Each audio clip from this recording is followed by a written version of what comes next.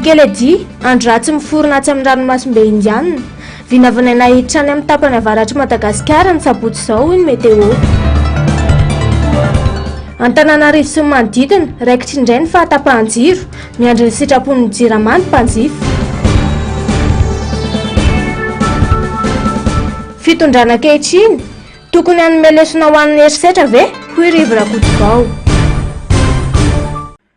Fahefana azo sy anatina herisetra no mitazona ny fahefan'ny Premier Ministre amin'ny toerany ho ny filoha nasionaly ny antoko HVM. Miariary amin'ny zavamisy izany fa tsy fironony,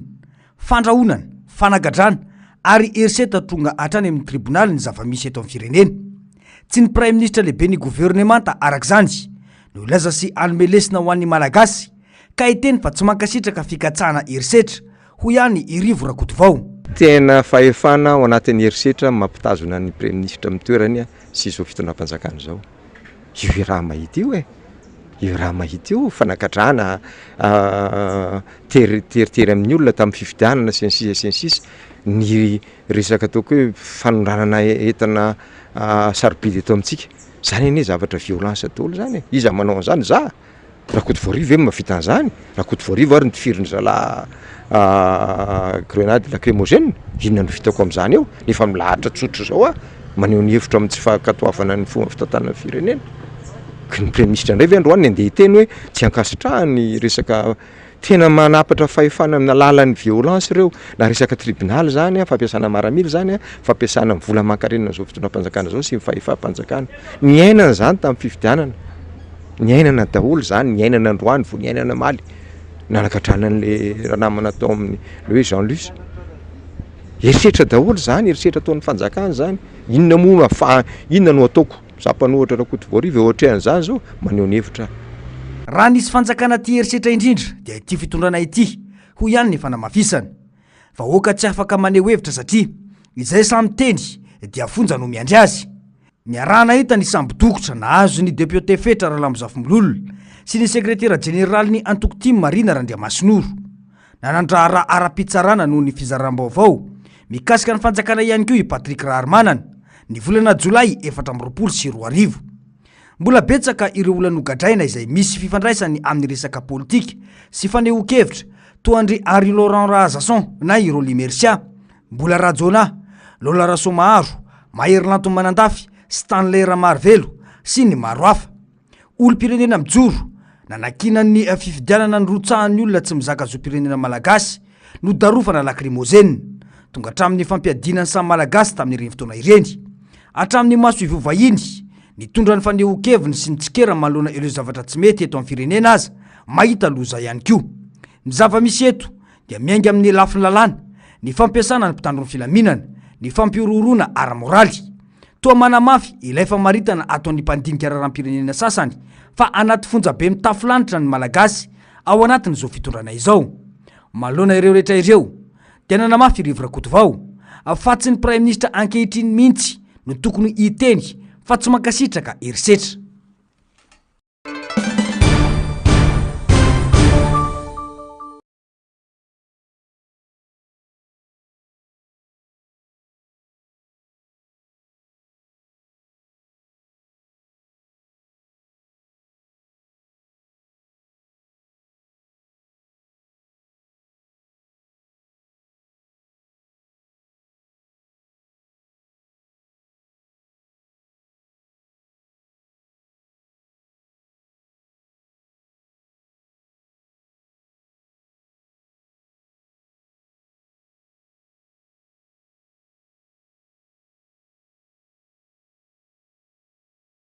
Misy fepetra zany tsy maintsy ataoko hoe fanakaloza-kevitra mieloha ary zay siniavina dia tanterahana. Zay ny zava-dehibe. Rehefa tsy manana le crédibilité intsony ianao satria mandainga le fitondram-panjakana. May fotsiny izy hoe eny ary fa tsy manana drafitra matipaika izy anatin'ny herintaona, roa taona, telo taona, efa taona, dimy taona zao ny ezaka taonay atongavanay amin'izany. Satria raha tonga dia mavesatra be koa tsy maintsy miaro ny fitondram-panjakana fa tsy manana an'izay fa siniaviny dia tsy ataony dia mandainga izy dia ataon'ny loatra zao ianao tandremo fa zavatra lazainareo tsy tanterahanareo mihitsy. Dia zany mahatonga ny olona. Faharoa hitan'ny olona io fomba fandaniam-bola io zavatra tsisy dikany tsy mitondra tombontsoa satria maridrefy ray fotsiny ny ameny ny tombo be ny trosatsika nefa firenena me mahantra tompona ndraikitra voalohany am'izany ny mpitondra fanjakana na inona nolazaina eo any koa zany mba nairana an'ireo mpamatsy vola hoe mba aiza ny fanaraha-maso sy ny fijerinareo an'reto vola manaboka trosan'ny firenena kanefa tsy mitondra tombontsoa fa hoetin'reto mpitondra fanjakana any amin'ny tsy fampandrosoana na any amin'ny toko hoe misy alatra reny hita lava erany any reny ka zay no mahatonga ny olona ankehitriny tam'izay nitondra marina zany ny ady mihitsy tamin'ny hoe ahoana ny drafitra anarenana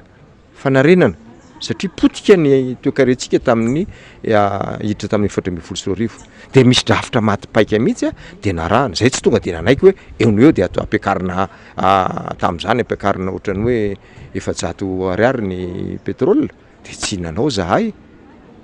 fa napetraka eo tiany zakanay aloha ny fanarahana meloha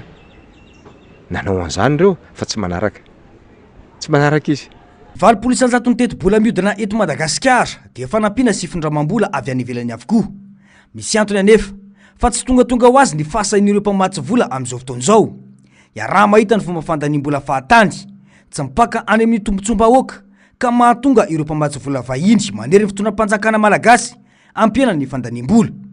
ny volana jona 2024 no voalaza fa nekeny tahirim-bola iraisam-pirenena ny fampindramam-bola facilité élargie de crédit na ny FEC sy ny facilité pour la résilience et la durabilité na ny FRD izay mitotaly $20 mandritra ny 430 volanavy ny antona ny volana novambra 2024 anefa dia ny fandiniana ny antota-taratasy Madagasikara ho amin'izany raha ny vaovao dia nahemitry ny FMI ho amin'ny volana febroary na marsa amin'ny taona ity urara ny any Madagasikara raha toka mbola voatsipaka ny mety ho fahazahoana ny ampahany faharoa amin'ny findramam-bola FEC sy ny FRD avy amin'ny tahirim-bola iraisam-pirenena ho iatran'ny filohampanjakana teo aloha rivo rakotovao de zany nitodiany any amin'ireo firenena hafa reo angamba ozy de anaovantsika an'ireo rehareo hoe 5 étoiles le sinsisa fa mivahoaka me mahantra ihany any tena manahirana io tsy de voarara loatra zany raha te hanao an'izany ianao fa inona lara-pahamena ny resahana mbola iza ndray miantso manao antso vonjy daholo ny hery-voelin'ny firenena na mpitondra fivavahana ny mpanao politika moa fa tsy lazaina intsony fa amry zareo zany lainga daholo zany zavatra tsy tia firenena zany zavatra malahelo toerana zany ka de aleo no avy ny anambara azy nolalovana sy notazonina tamin'ny serom nandritra ny fifidianana ny fanapahan-kevitra mety anampitrotraka tamin'ny fiakarany vidim-piainana dia ny fampiakarana ny vidin'ny solika tany amin'ny volana jona 2024 no efa namboamboarina ny saim-bahoaka fa tsy oatra ny $200 isaky ny litatra ny fiakarana amin'izany raha ny fantatra nefa dia hiakatra $200 isaky ny litatra isam-bolana ny vidin'ny solika mandra-pahatrarana ny vidin'ny fanaraka amin'ny tsena iraisam-pirenena nolanina nandritra ny filan-kevitry ny ministra ny alarobia 10 jolay 2024 ny drafim-panitsiana ny vidiny ambony indrindra eny amin'ireo tompom-panjara na ny prix maxima affiché à la pompe ho an'ny vidin'ny solika eto Madagasikara anisan'ny fepetranapetraka ireo mpiara-miombonantoka ara-teknika sy arabola na ny PTF ny fampiarana ny vidin'ny solika tena izy izay notazomina noho ny kajikajy politika ny mpitondra vokany ny safidy ny tsy hamarobinet ka tsy hamoaka ny ampahany amin'ny FEC eo amin'ny $100 ny tahirim-bola iraisam-pirenena tsy navoaka ny banky iraisam-pirenena ihany koa ny toana arabola na ny appui budgétaire $100 ho an'ny kitapo-mbola mpanjakana isan'ny fepetratakin'ireo mpamatsy vola moa ny fampiananana ho $200 ny fandaniana araketra itazonana ny vola miditra amin'ny kitapo-mbola mpanjakana ny fanafoanana tsikelikely ny fandoavaketra amin'ny fanafarana entana ny fanatanterana ny drafim-panarenana ny orinasa jirama mampanahy ny tahirim-bola iraisam-pirenena ny resaka fangararany fitantanana eto amintsika ka itakiny antoka amin'ny fambetrana ny fahamarinany toerana araky ny lalàna misy ny fiantohana ny fiarovana ny zo ny fizakamanana ny fanajana ny fifanarahana ny fiantohana ny asy ny fifaninanana araky ny tokony ho izy mila fahaizana ny fitantanana firenena ho iatrany filohampanjakana teo aloha rivo rakotovao tsy ampiampiodinan'ireo milina ny solika eo ampelantanany jirama ka antony tsy maintsy irosona amin'ny fatam-panjiro mifandimby ho ny filazana ato amin'ny pejiny jirama efa tafahoatra ary miatra manana nefa nivogadratsy ateraky ny fahatapanjiro ho ny olo-pirenena raha tsy lasa fa tsy ny tsy fandro ipalemana indrindra amin'ireo faritra mena mamiteny moana ny zava-misy tsy misy vahaolana maty-paika fa vao maika mampitondra fahasahiranana ho an'ny vahoaka izany le amin'ny ariva io zany tena enjana be fa le fandriampahalemana zao tena enjana be ty faritra misy anay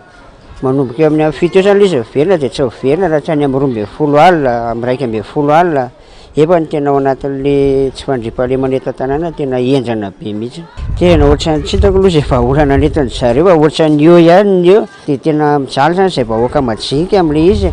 le jiro efa tapatapahany zareo fa vahaolana tsisy akory dia labozia zao efa enjato ndray dia indraindray malany anankitelo anakoroa dia efa le vidim-piaina nefa miakatra be andro manala dia tsy maintsy mba hoe zana zay misy afotsy za fa tena efa tsy hita tsony izay vahaolana amin'ity fanjakana ty efa tena tsy mety tsoa mihitsy zany nefa tsy milamina tsoa mihitsy le vidim-piaina nefa tena hoe tena tsy hita zany izay anaovana azy efa mampiteny mona ny sitrapony driramano andrasany isan'andro rehefa tapaka ny jiro tapaka ny asa ary mitraika amin'ny fivelomany tokantrano mivelona amin'ny herinaratra sy ireo mpandrara madinika tsy misy fahafahany ividianana groupe fa miaritra fa tiantoka lava tsy misy azo atao rahateo fa tsy maintsy mijanona ny asa rehefa tapaka ny jiro tapaka jiro dia tsy maintsy mikatso le asa ary rehefa mikatso ny asa mazava ho azy fa le fidiram-bola tsisy satria ny client tonga eo mahita jiro tapaka izy dia tsy maintsy mihemotra tena somary misimisy le fatiantoka misimisy fa sarotro moa itenenana hoe ohatran'izao le fatiantoka fa somary misimisy le fatiantoka satria marobe zay zany marobe zao zay miaina amin'ity asa ty ato ny fianakaviana maro miaina ato dia fianakaviana rehetrarehetra zany mazava ho azy fa tonga dia tratran'izay fiantraikan'izay jiro tapaka zay dia tsy dia tena tsy amin'izao zany le jiro manomboka maraina misy fotoana tapaka izy manomboka maraina tamin'ny androany zao tamin'ny sivy tsy tamin'ny sivy jiro izy ka tapaka manomboka tamin'ny sivy zao angamba izy vao manomboka zao amin'ny tamin'ny 12 teo angamba izy miverina dia ohatran'izay tatoato zany efa ohatran'izay foana zany jiro tapaka sarotra be satria samy mody lavitra zany zay dia tsy afaka anao anohy hoe anitatra le fotoana satria hitanao koa le insécurité manahirana dia anao zany raha hoe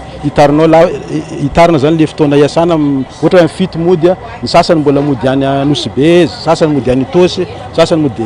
na fanenjena taxi be aza manahirana dia le fampiasana groupe io miankina amin'ny fahafahan'ny vidin'olona dia ny olona nefa ny ohatranay aloha tsy afaka ampiasan'izany groupe zany satria le fahafahan'ny vidinao tsy afaka hividian'izany groupe zany ange somary enjakenjana vidin'le groupe fa miandry zay sitrapony jirama tsy arakaraka ny zavatra nolazain'ny jirama faritra ora roa ny fahatapahana fa efa mihoatra ny adiny any isan'andro amin'ny faritra sasany ho ny renim-pianakaviana iray fa mitahorana valbrengina ary sazy avetrana nefa no miatra amin'ny mpanjifa rehefa tsy voalohany facture izay midangana izay tsy izy ty lazany intsony ny fahampitehana ireo fitaovana ampiasaina ny tokantrano vokatra izany ianao zao anatin'ny fandrahokanina dia eo ampihinanakanina ny tapaka dia mandeha indray dia rehefa veony kelikely indray dia tapaka dia zany foana isanandro fa tsy izy azany adony roa zany mandeha zao izy mandeha mandra-pahatonga ny amin'ny fito dia tapaka dia eo indray dia tapaka dia amin'ny 10 alina indray tapaka mandra-parainy ihany dia maraina indray vao mody alefany zareo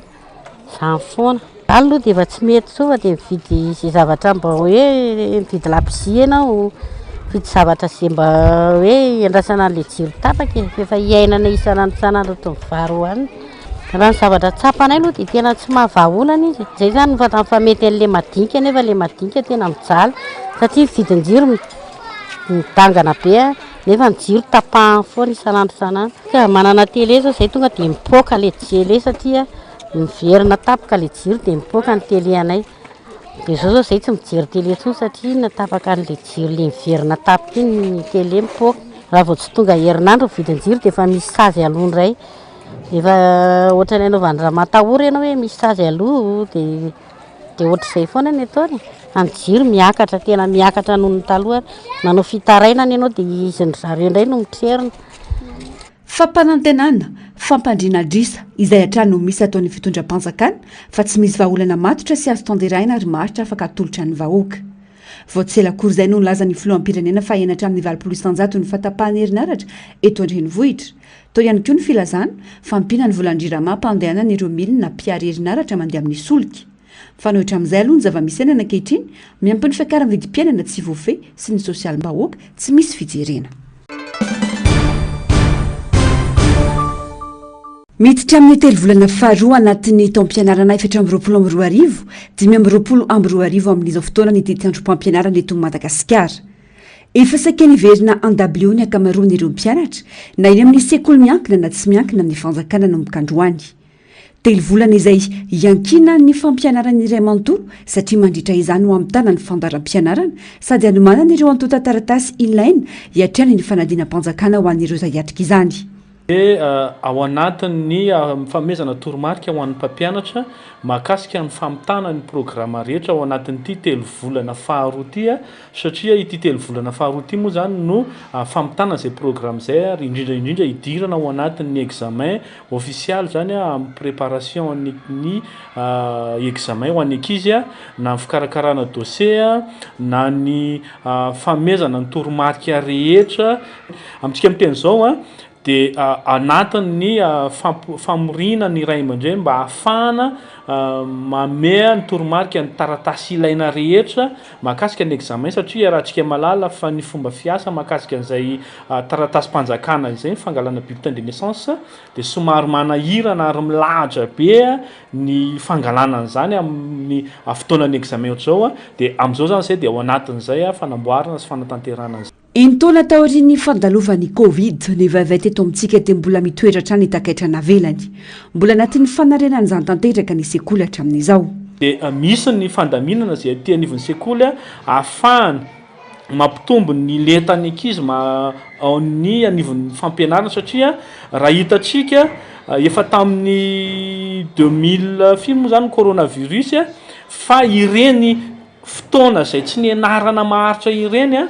dia hatramin'izao mbola mitondra takaitra ho an'ny fampianarana ary tsy ny anay ihany fa manerana Madagasikara satria betsaka zany ny zavatra voadingandingana tamin'ireny fa rehefa tonga any amin'izao fotoana izao dia miatra ary manarina an'ireny ny sekoly. Tsikaritra ary misy isan-taonany rehefa avy miala-tsasatra tahaka izao ny fisiana mpianatra tsy miverina an-dakilasy intsony ary misy ireo tara-fidirana. Ampolin'izy ireo tato amin'ity sekoly nanaovana fanadihadiana ity. Vokatry ny fahasahirana ny ray aman-dreny avokoa no antony raha nihitatra amin'izay ho ny fanazavana. Ankoatra dia misy anjato monja amin'ireo ray aman-dren'ireo mpianatra no na efa ny saram-pianarana amin'ity volana janoary ity na dia efa dila nefa ny fepitoana ny fanarahana ho fanivany izany. Raha ny fanadihadiana ihany dia mbola misy hatramin'izao ireo ray aman-dreny no tsy naloa ny saram-pianarana volana Desambra. Tsy miverina an-dakilasy amin'izao tsika miteny izao ny fanampiny kely fotsiny dia misy akoatra ny hoe tavelany amin'ny ray aman-dreny miarahaba noho ny taona vaovao misy ireo izay tsy miverina noho ny antony samihafa moa zany ny rahantsika malala ny tsy fafahany ray aman-dreny manefa ny ecolasy ka mahatonga ny ankizy anankiray tsy miverina an-dakilasy intsony zany zany tena betsaka ny mahatonga an'izay raha ny atotanisa zao raha ho anay manokana zany eto zao dia raha 7 ny ray salina dia mahita anaky 7 amin'ny 7 zany atreto aloha mbola tsy miverina ty atsekoly. Raha amintsika miteny zao dia mbola misy any amin'ny 20% an'ny ankizy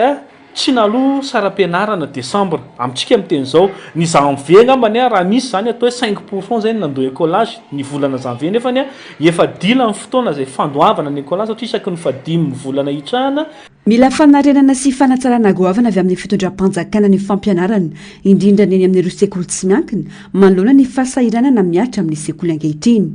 Tsy hisy fampandrosoana avanana rahateo raha ny fampianarana sy fanabeazana atao an-tsirambina hoy ny fanazavana. Nahiditra amponjavonjo maika eny an-tanimoro i Jean-Lis Sarandria mihoatra taoriny ny fiakaran'ny fampanoavana omaly 9 janoary 2024. Voapangao niditra antsokosoko tao anatin'ny tranokalan'ny seni izay nanovany voka-pifidianana nampandresy ny kandidat Tojo Ravalomanana teto Antananarivo ny andro ny sabotsy 20 Desambra 2024 teo ampitsonana nambarany seni ny voka-pifidianana vonjomaika i Jean-Lis Sarandria mihoatra araka ny fanazavany tonia pampanolalana rakotoniaina narindrana valony. Nanamafy nefa ny solombavam-bahoaka no sady sekretera jeneraly ny Antokotimy Marina Randriamasinoro fa tsy nisy ny pirate izany ny tranokala ny seni. Mafisika eto tsy nisy ny pirate izany ny sitiny seni. Ny antony manino zay ny tena hoe tsisy ny pirate ny sitiny seni iny ihany izy dia efa afaka nanidy an'ilay site ary mbola afaka nanao modification tao anatin'iny site iny satria jereo fa tsisy etsony zao ao anatin'io sitiny seni io nanomboka tamin'iny fotoana iny reny a listana ordonnance reny dikan'izay a izy ihany a namoaka n'iny vokatra iny zany ary mafisiko zay fa tsy nisy ny piraté zany le izy. Ny faharoa tao aorianan'iny a no nisamborana ny Jean Luce ary a nitazomana azy a teny amin'ny gendarmerie ary niakatra parquet moa izy omaly a de nivadika MD izy ankehitriny. Za zany eto manamafy a fa tamin'ny voalohany izy tsy nisy mpitory fa taty aoriana izy a lasa ny CENI no nitory azy ary mafisiko ny hoe CENI tokony ho toriana no lasa mitory ankehitriny satria ny CENI ny tena mitondra ny fanakorotanana teto amin'ny firenena ary indrindra ny fampiasana n'iny ordonnance iny a de izy tokony ho toriana indray zany zao a no manjary mitory a ary mahazo rariny izy a mampiditra ny Jean Luce ety Tanimora moa zany a MD. Aminay a resaka fanaovana tsinjazolena reny nahazo any Jean Luce reny zay efa nanao antso satria raha hita tamin'ny fitsarana omaly dia tsy manana kapasité akory a ny mpitsara tena hitsara marina hoe nanao piratage sa tsy nanao piratage n'iny a sitin'ny CENI iny a i Jean Luce. Mahatonga any amin'ny teny an'izany a satria resaka information accès au public no nampiasainy Jean Luce fa tsy tafiditra tany anaty paramétrage na resaka modification mihitsy izy ary ny olona rehetra afaka niditra tao anatin'io site io a nanao an'izay consultation zay a mijery ny information zay tiano rehetra ao. Nisy fangatana nataon'ny voapanga omaly nandritra ny fankanambavany azy saingy tsy nisy sanana ho izany na ireo mpitsara aza raha ny fanazavana atrany.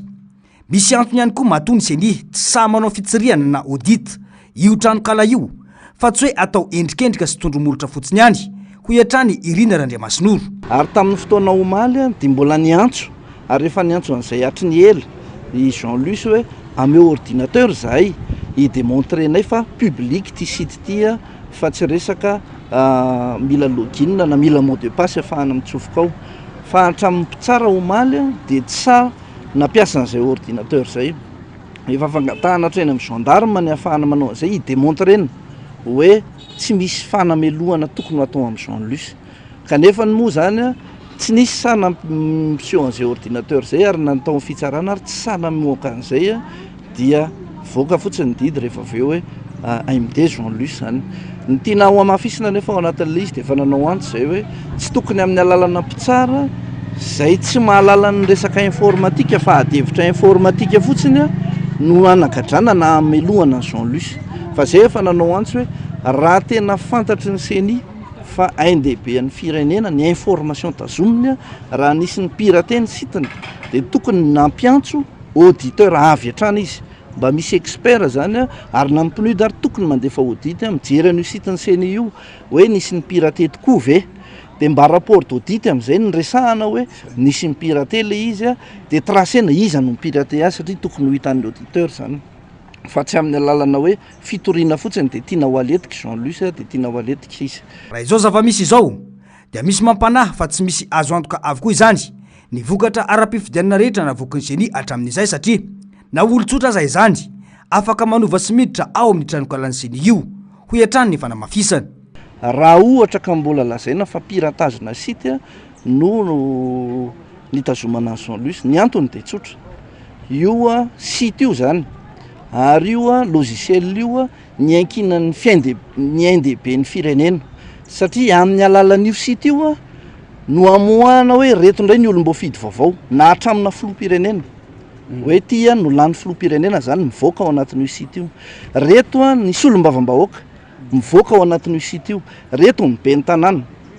ka raha ohatra ka masamy tena ny CENI fa piratena olon-tsotra kely anankiray ary ny sitiny dia tena tsy maro toerana daholo zany ny olom-bo fidy rehetra ny karakarain'io CENI io satria ahoana no eritreretin'ny sainao hoe olon-tsotra ery dia ho tafiditra hanova voka-pifidiananao dika zany tsy marina daholo zany reny voka-pifidianana na voaka sitiny CENI ireny satria izy tena tsy mahafehy an'le site tsy sécurisé kory ny information mivoaka ao dia izay zany eto mbola manao opposition zany zay amin'ny démarche ataonay aloha makasika ny Jean Luce ary mbola ho hitantsika moa hoe hatraiza ny fahefan'ny fitsarana sy ny fahaleovan-tenany makasika ny resaka raharaha Jean Luce io fa io tsy mijanona amin'ny resaka hoe AMD izy dia vita teo ilay tantara kory tsy Jean Luce mihitsy no namadika niny zavatra tao anatin'ny seni iny fa ny seni ihany sy izy zareo tao ihany nanao an'iny profo rehefa nivoaka iny ny publien'ny olona rehetra nikatona vetrany ny sitiny senia tsisy tafiditra tao raha olona ty ivelany no ny pirate ka napiditra information tao dia tsy tokony tafaverina tao ntsony ny seni. Atreto dia mbola tsy misy profo mazava milaza fa tena niditra tao amin'ny tranokalan'ny seni tokoa ny voapanga ho iatrany ny fanamafisany. Tsy hisy ady hevitra mitranga momba ity raharaha ity eto raha tena nisy izany fa resaka politika io hoy kosa isiteny iry Andriana Soloniaiko. Mionona tompoko zahay raha mamoaka profo seni androany hoe nisy ny pirate hatramin'ny androany tsisy zay profo zay fa fahitana azy resaka politika ray zay faharoa raha mamoaka akory zareo satria zay ny teneny zareo tao resaka information raha tsy resaka raha nisy information tsy tokony mivoaka ka nivoaka teo tao amin'ny seni fa information tao amin'ny site rehetra azo visitevany vahoaka malagasy rehetra na tsy malagasy ary zay no anenjehana azy ka raha zavatra anankiroa reo ty misy zavatra tsy tokony nivoaka ty nefa nivoaka zavatra fa navoaka zareo teo no nivoaka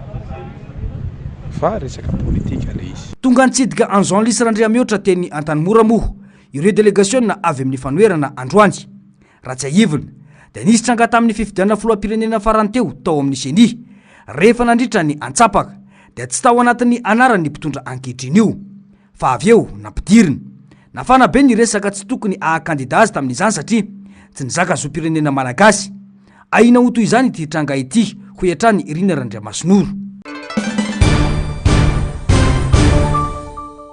Afo, may, tsy rariny intsony ny zava-mitranga, ny tanàna may, ny vahoaka nona, ka tsy maintsy hitadiavana vahaolana, hoy Monseigneur Fabien Rarlamboniaina, nandritra ny lahateny ny alahady lasa teo, nandritra ny fametrahana amin'ny fiketrahany masina, eto amin'ny diocèse ny Farafangana, ny évêque Monseigneur Martial Randriamamonjy.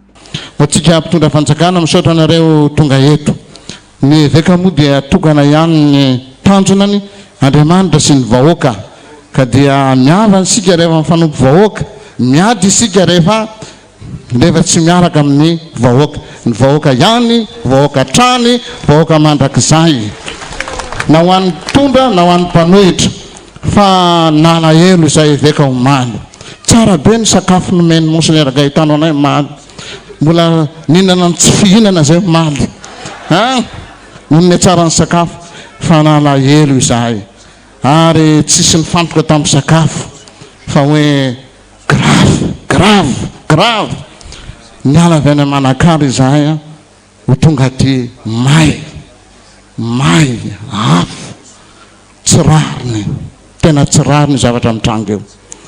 ka dia tsy maintsy tadiavana solution. Lazainy koa ny filohan'ny évêque fa tsy tokony irehare amin'ny fahefana ananana ny mpitondra raha mbola mijaly ny vahoaka ao aminy, miovatra amin'ny vavaky ny vahoaka ankehitriny hoy izy. Ho lasa nesoantsika ny anarantsika monseigneur nefa ny tanàna may ny vahoaka mijaly,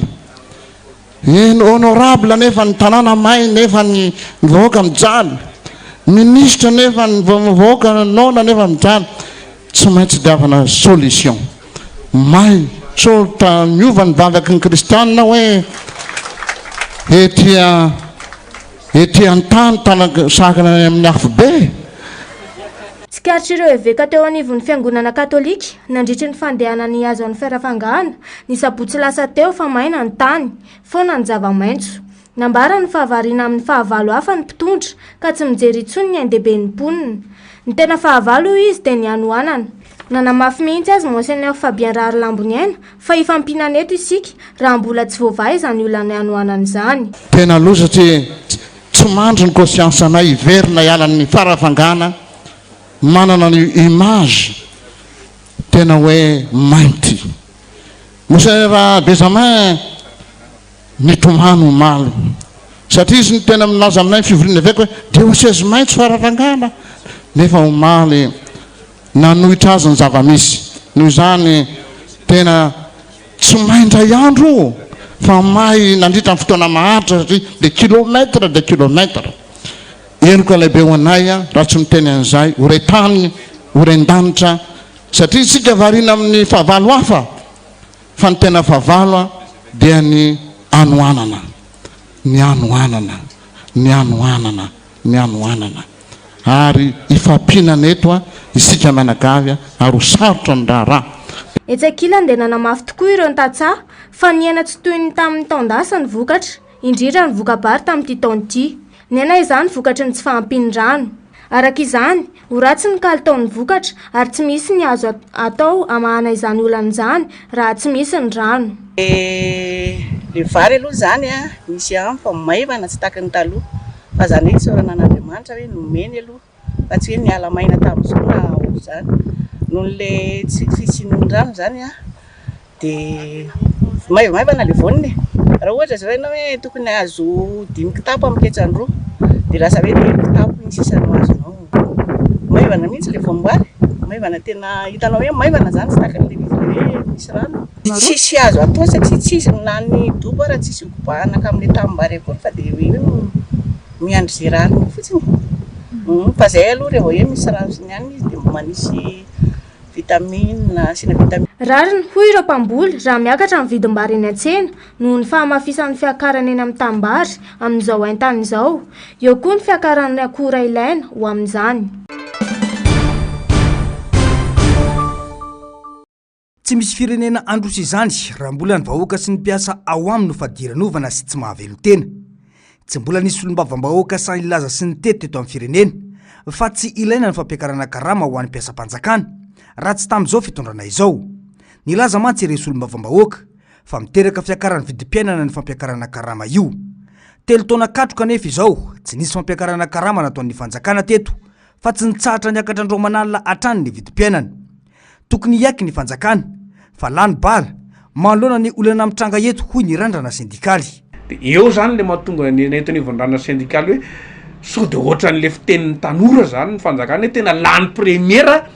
amin'ny paikady fampandrosoana ny sosialy satria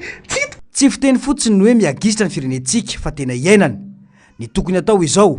dia ny fifanarahana ara-politika mba hitonana vahaolana ho an'ny firenena ifampihinana eto ny samy malagasy raha izao zava-misy izao ho hiatrany ny fanamafisana marina misy nyle megisitra me mahantra tena any amin'ny farantsika amin'ny zay le resaka fandrosoana zany a dia eo ny dianantsika rehetrehtra hoe lay fipoahana ara-sosialy zany tena mampiahiahy anay dia izay ny teny hoe rehefa misy ny krizy dia tsy maintsy ny mpiasa foana ny victime mpiasa foana ny vomafy dia manolotra zay teny zao hoe zay ny asan'ny syndicat so adinitsika rehetrehtra hoe isany asany a ny manolotra sosokevitra rehefa mahita hoe misy zavatra mety hiteraka krizy amotika ny mpiasa dia tokony isy ny accord politika zany satria efa lany premiera ny fanjakana tsy voafehitsony ny fiakarana vidim-piainana dia mila manao accord politika zany a andinihana hoe ahoana mipaikady fa ny accord politika kosa tokony ny hery rehetrehitra dia ny société civile sy reny le mpanao fanambarany reny tokony miditra mandrafitra n'le izy eo fa tsy mijery fotsiny mijanona fotsiny ho toy ny mpanao fanambarana dia rehefa avy eo verina ohatrany accord politika hatramin'izay ihany varina miazakazaka mankany migisany amin'ny fahantrantsika fa tokony zany efa fotoana zao a hidirantsika amin'izay ametrahana ny accord politika mazava hijerena hoe tokony mifototra amin'ny sosialy sy ny fampandroana toe-karena ny accord politika efatra alina ariary ankehitriny ny vidy saribao iray gony sy vialina sy rahetsy ariary eo ny vary iray gony izany hoe roetsy ariary latsaka iray alina ariary efa manodidina ny 4,000 ariary ihany koa ny kilombary izany no mbola ho ampiny ny viditsoloka hiakatra 200 ariary isaky ny litatra isam-bolany kanefa ny karama zany tsy mihetsika tamin'ny 3 taona lasa ho mafy ny zava-misy ary antsona fifanakaloza-kevitra fa efa fiara lany premiera ny fanjakana ho hiatrany ny randrana sindikaly tany amin'ny manodidina ny 5 amin'ny 3 kilometatra tsy nanana antala no nisy ny foibe ny iray andro raha tsy miforona ny tsy nanany ranomasimbe indianina tamin'ny 6 ora maraina teo raha ny fampitambavao ny meteo miamahazivana mendalana ny raombaratra manodidina ity faritra andro ratsy ity tato anatiny 420 raha farany mikisaka ny akandrefa nisy ka nafaka 20 ka hatramin'ny 520 kilometatra isan'ora manodidina ny 540 kilometatra isan'ora ny rivotra miaraka aminy ary mahatratra 520 kilometatra isan'ora zany anatoram-baratra raha ny singa azo avy amin'ny zanabolana sy ny maridrefy ny maraina teo Vinavinany akisaka ingana iakandrefana ity fahatrandro ratsy miforina nomena ny anarana hoe dikeledi ity atao anatin'ny fahatrandro manaraka ka anambana nilana varatra tsinanana na afona tsinananosy ny sabotsy ho avy zao. Vinavinany tombo herisy ka mety ho lasa rivodozana lakamisy vao maraimbe. Mety atratra ny tanjakana forte tempête tropicale i dikeledi mialoha ny dirany an-tanety. Ity faritra andro ratsy ity noho izany no andrafitra ny toetrandro eto Madagasikara amin'ny farany herinandro. Entanina araka izany nipona amin'ny faritry Diana, Sava ary Ambatsoa mba naraka akaiky ny ho fivoarany ary naraka ny toromarika omeny mampahefana isan'ny tokony amin'ny fanamafisana ireo fepetra ho fiatriany ny vanim-potoana ny fahavaratra sy ny rivodoza. Mbola tsy misy kosa nefa ny filazana loza mikasika ity andro ratsy miforona ity. Ankoatra izay, antony ny tany falitony rivotra eto Antananarivo. Mandodina ny fetrany OMS ny rivo rehetra voaray atao anatin'ny 3 andro avy raha ny vinavina ny sampana mpamantatra ny mety ho toetry ny andro. Farafahakeliny olona 570 namony ainy, 300 naratra vokatry ny horohorontany teo amin'ny mardi 7 faingoray tany Tibe, tanàna ny faritra atsimo andrefana Chine androany 7 janoary 2024. Ny pakatra any Katmandu, any Népal sy Bihar any Inde ny fivotry ny tany. Foto-drevitra samary no potsika sy rava-tanteraka vokatra izany, miampivato maro miparitaka amin'ny tany, ankoatra ireo fiara ampoly maro tototry ny tany sy ireo toeram-pivarotana lehibe rava-tanteraka. Efa manao ny asa ny mpamonjy voina. Mariana, fa efa nisy horohorontany teo amin'ny mardi 7 faingo 7 tany Shuan, atsimo andrefany Chine ny taona 2024 ka nafatezana sy nahavirezan'olona mahery ny 7,4 alina. Efa nisy tranga toy izany ihany koa tao amin'ny Népal ny taona 2022 izay namizana ain'olona 7,000 sy naharatrana olona 2,000 sy 4 alina ary naravana trano 10 mihetsy.